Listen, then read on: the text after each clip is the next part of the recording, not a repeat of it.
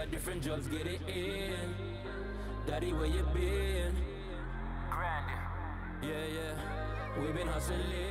Right now, I'm joined by the talented legend of an artist, Guvna B. How are you, brother? I'm good, man. Thanks for having me. Oh, wicked for you to be here. I know that you studied business and journalism as a degree. So what made you choose the path of music? I was always interested in music. It was always part of my upbringing. My dad and my mum used to play a lot of old school, like Kool and the Gang, MJ. I got a bit older, developed my own taste and was into like Kano and Dizzy Rascal. But when I got to the age of 18, it was just a hobby. I couldn't monetize it and I didn't know what other options I had, so I thought, oh, let me just go uni. Always had a knack for business and I like writing, so business and journalism made sense. And during my first year of uni, I won a mobile award, and that's when I realized, oh, I could actually make a career of this.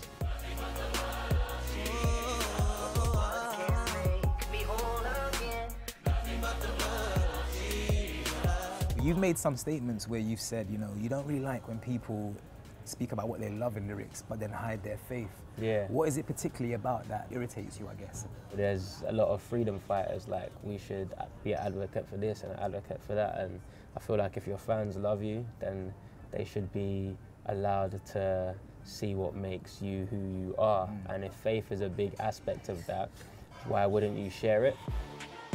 Yo, right now everything bossy, so I came with a humble pie. When I pick up the mic, better watch man closely.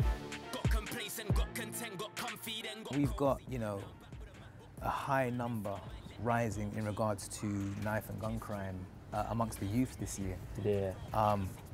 You know, what do you think that we can actually do to try and stop this? Like, if Guvna B was actually governor, like, what would you do or implement to try and help stop this? That's a great question. No one's actually asked me if I was in control of that big. If you had like relatable young role models on positive paths, move onto estates and just be that guy on the estate that, yo, like, well, go on, you good, yeah? How you doing? Like, is everything good? Like, just having that presence on the estate, I think, could make a big difference. So the album as a whole is about fatherhood. I know you referred to your most recent album, Hands Are Made for Working, as your best project so far. Is that because of the experiences, or was it different? Was it a different process making this album? It was a completely different process because I'm a positive artist, and sometimes when you're known for being a positive artist, people expect you to kind of pretend that hardship isn't there or vulnerability isn't there.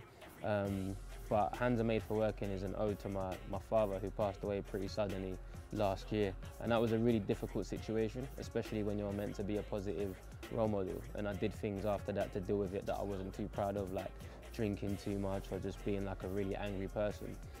So this album was kind of like therapy for me. It was saying that, you know what, we all go through different situations. Pain is pain, we feel it in different ways, but there's always hope, there's always light at the end of the tunnel. Every day,